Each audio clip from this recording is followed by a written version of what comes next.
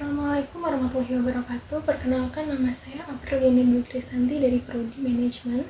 Pada kesempatan ini saya akan mempresentasikan hasil jawaban ujian akhir semester saya pada mata kuliah Digital Inovatif Entrepreneurship.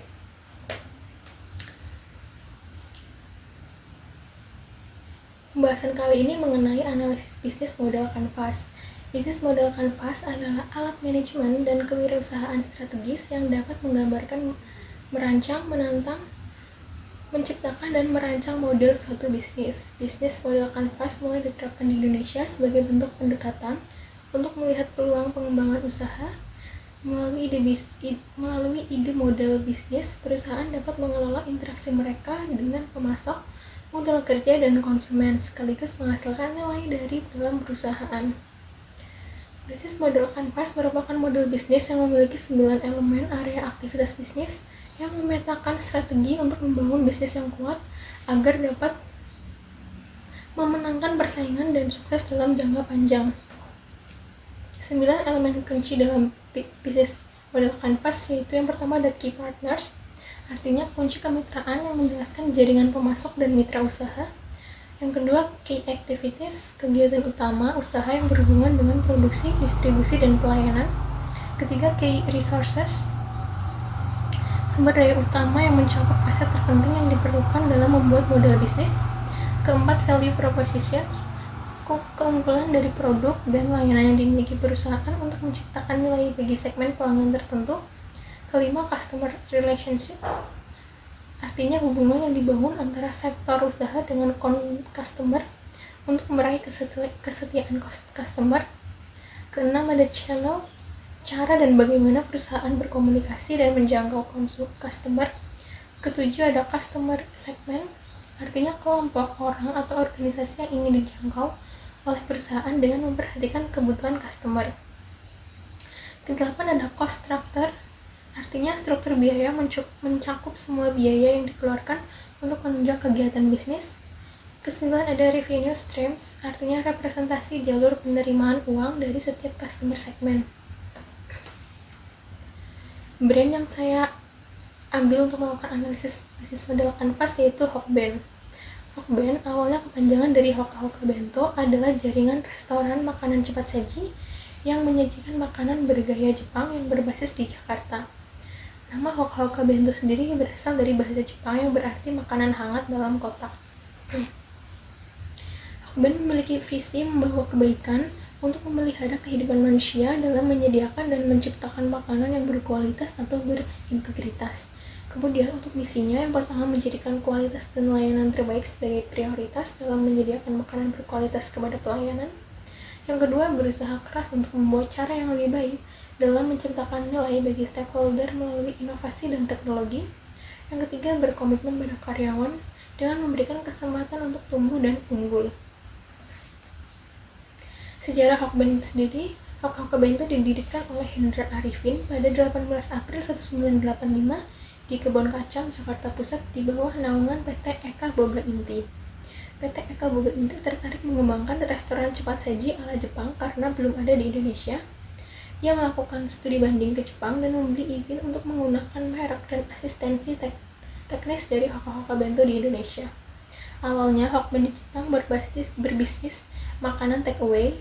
Kini PT Eka Boga Inti memiliki hak cipta penuh atas merek Hokben.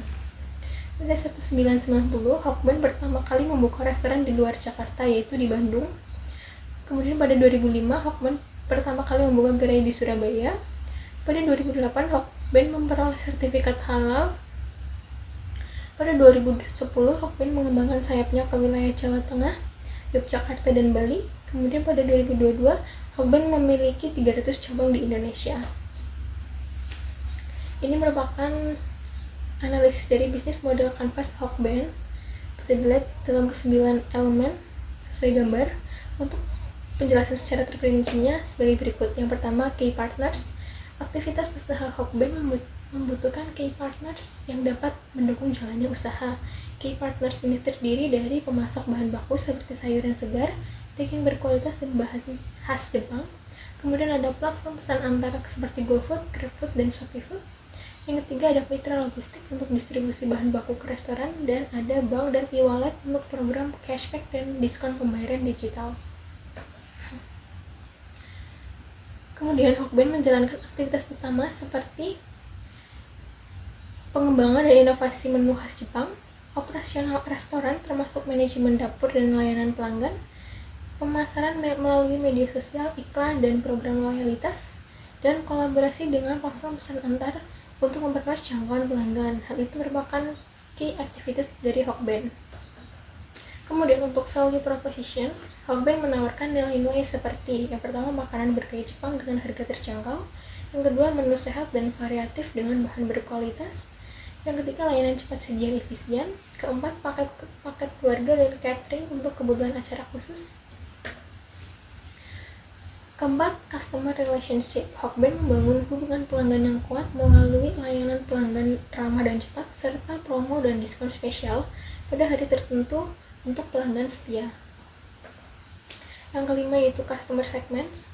Hokben menargetkan berbagai segmen pelanggan seperti keluarga yang mencari makanan sehat dan enak dengan cita rasa khas Jepang, kemudian kaum muda yang membutuhkan makanan cepat saji untuk makan siang setelah kerja. Yang ketiga ada mahasiswa yang ingin menikmati makanan praktis dengan harga terjangkau, dan ada pelanggan yang memesan untuk acara tertentu seperti pesta atau pertemuan keluarga melalui paket catering. Yang keenam ada key resource. Beberapa sumber daya utama Hokben meliputi yang pertama brand yang sudah dikenal di Indonesia, yang kedua koki dan staf terlatih untuk menjaga kualitas makanan, yang ketiga pemasok bahan baku berkualitas tinggi, yang keempat infrastruktur restoran dan dapur yang modern untuk memastikan layanan cepat saji. Yang ketujuh channel. Hokben menjangkau pelanggan melalui berbagai saluran termasuk restoran fisik di berbagai lokasi di Indonesia, ada layanan pesan antar melalui website resmi, aplikasi Hokben, dan platform seperti GoFood, GrabFood, dan ShopeeFood. Kemudian ada juga drive-thru di lokasi tertentu untuk kemudahan pelanggan. Yang kedelapan ada cost structure. Struktur biaya Hokben mencakup biaya bahan baku dan logistik, kemudian ada gaji staf restoran dan operasional dapur, ada juga sewa lokasi di area strategis, dan biaya pemasaran termasuk iklan digital dan promosi. Yang kesembilan revenue streams. Pendapatan Hokben berasal dari penjualan menu di restoran itu sendiri, kemudian ada layanan pesan antar melalui aplikasi dan mitra logistik, ada juga paket catering untuk acara besar, dan penjualan merchandise seperti payung, bantal, dan tumbler. Berdasarkan pemaparan yang telah saya jabarkan dengan strategi yang terstruktur melalui bisnis model kanvas, Hokben berhasil mempertahankan posisinya sebagai salah satu restoran cepat saji khas Jepang terkemuka di Indonesia. Proposisi nilai yang kuat, jaringan distribusi yang luas, dan fokus pada kebutuhan pelanggan menjadikan Hokben sebagai pilihan favorit masyarakat. Analisis bisnis model kanvas menunjukkan bagaimana Hokben terus berinovasi dan menjaga relevansi di pasar yang kompetitif. Sekian presentasi dari saya. Mohon maaf apabila ada kesalahan dalam penyampaian kata, dan terima kasih. Wassalamualaikum warahmatullahi wabarakatuh.